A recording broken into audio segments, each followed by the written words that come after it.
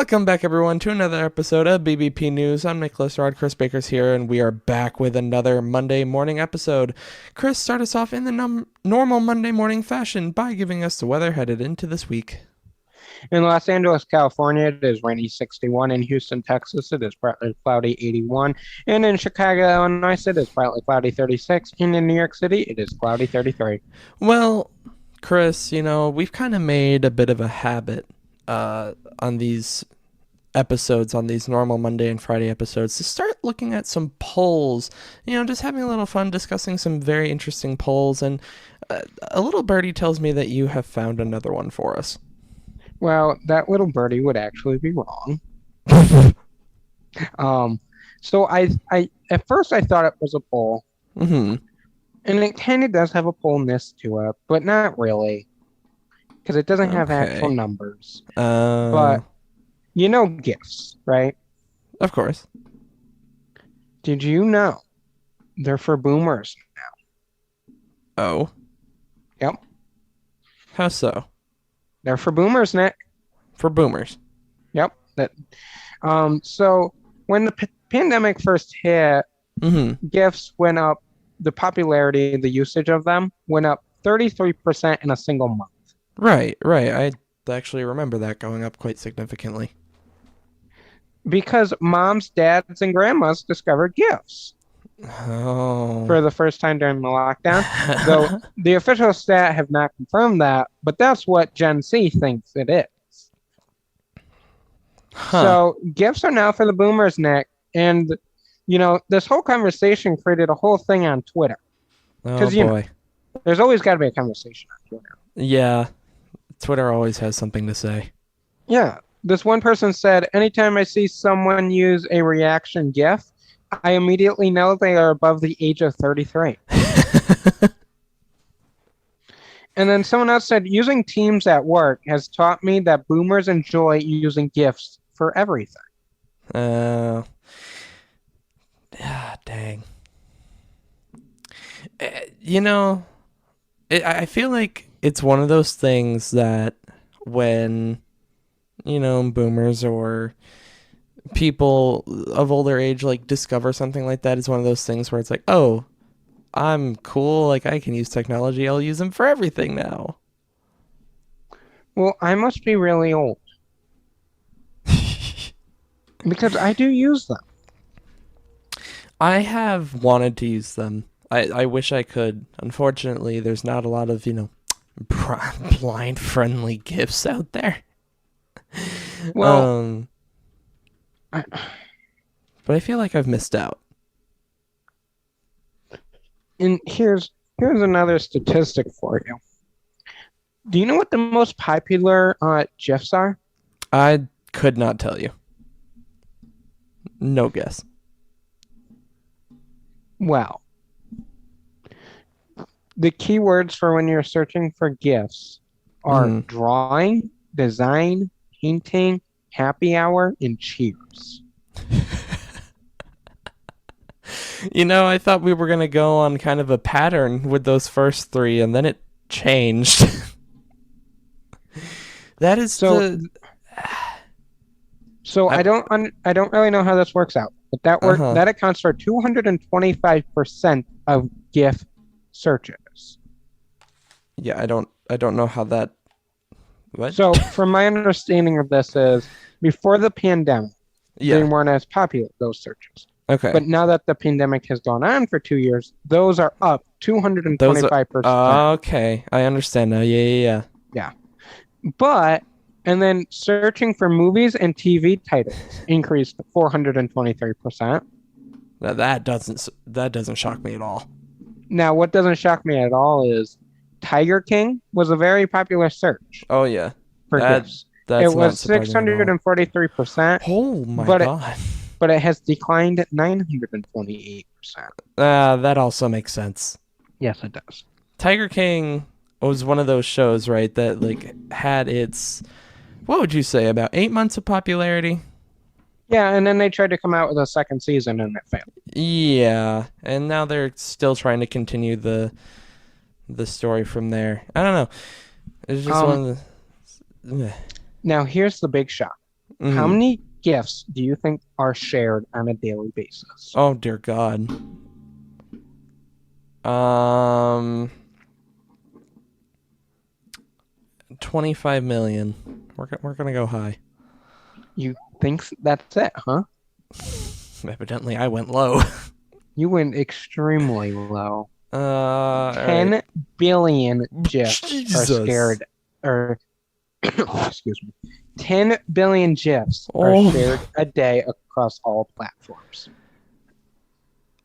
Oh my God. Obviously, I knew GIFs still had their popularity, right? Like, obviously, they haven't died. They're not gone, but I didn't think 10 billion. That's insane. Isn't it? Now, this all circulated again because the creator of the original GIF actually passed away this week. Well, the past week. Oh, okay. So Dang. it all circulated and came up, and apparently it's for boomers now. So apparently I'm a boomer. I was gonna say, I don't Because know I how have much. like 3 GIFs that I'll use.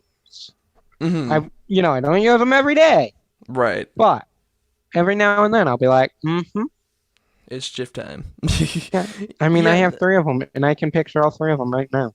I don't know if I'd say that GIFs are for boomers because I know a lot of people, a lot of young people that still use them on a daily basis or otherwise very, very frequently. See, that's what I'm saying. Like, why does it have to be for the boomers? I don't know. I don't Yeah. know. But Tiger King declined Mm, 928%. that's an insane percentage drop.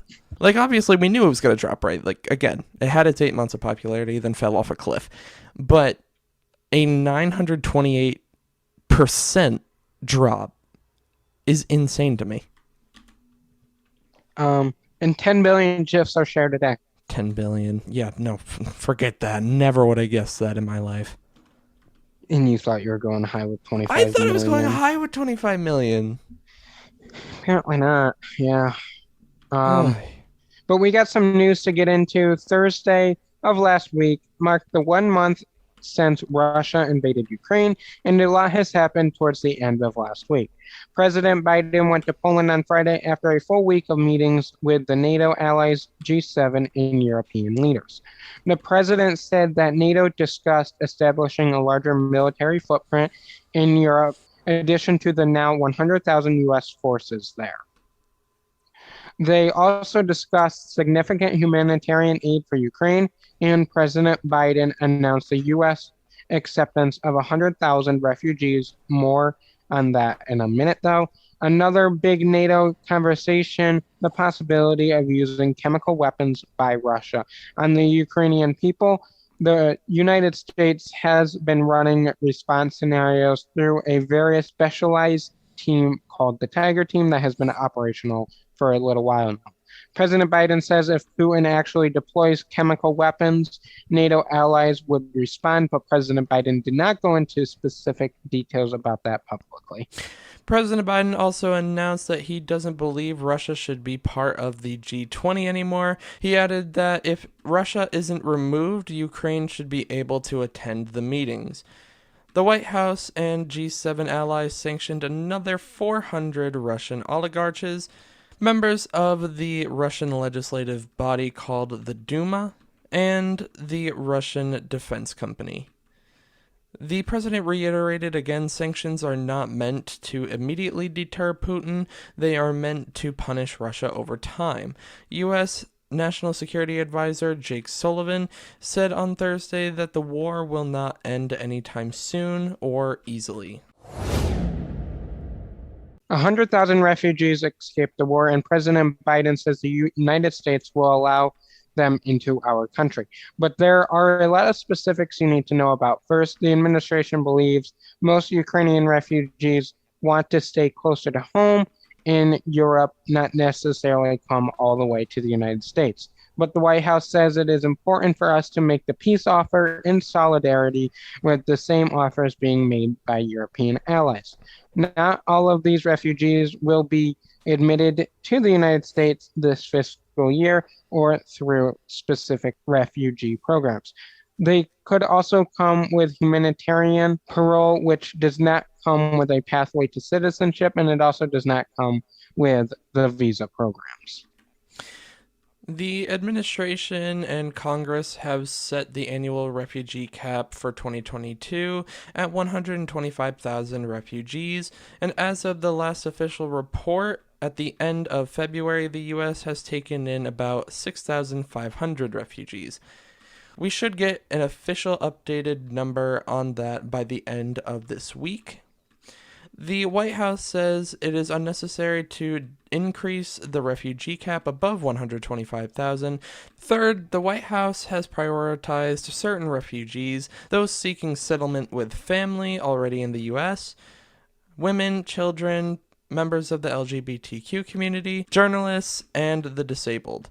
President Biden also talked about the release of $1 billion in humanitarian aid. The White House says it will use to work on the humanitarian response team working on the ground in Ukraine. It will provide medicine and personal hygiene products and food. Getting into rapid news, Senate Minority Leader Mitch McConnell said he will not vote for confirmation of Supreme Court nominee Ketanji Brown Jackson. And Madeleine Albright, the first female Secretary of State, has passed away at 84 years old. Nick, what do you got for this Monday morning good news? All right, for the good news story today, we have a pretty interesting story, honestly. So, obviously, when someone suffers a stroke, they often have to go through rehab to try and get some of the motion and use of their affected limbs back. But that can be obviously very expensive. It can be very time consuming. It can just be very difficult to get through. So a university team in Missouri has actually come up with a game called Recovery Rapids that is meant to help these people actually go through rehab at home rather than having to actually go to a therapist's office. And a lot of this is actually possible because of the increase in telehealth. Obviously, over the past couple of years, because of COVID-19, telehealth has become a very, very popular form of communication with doctors, therapists, and the like. And so this game really takes advantage of that. So what these people will do, what people recovering from strokes will do, is they play this game, and the game itself has you in a kayak going down the river, and it has you doing all kinds of motions, rowing, picking up trash, hitting. I think one of them was hitting like spider webs and bats out of the air. So it makes you do all kinds of different motions, all kinds of different activities, and at different challenge levels.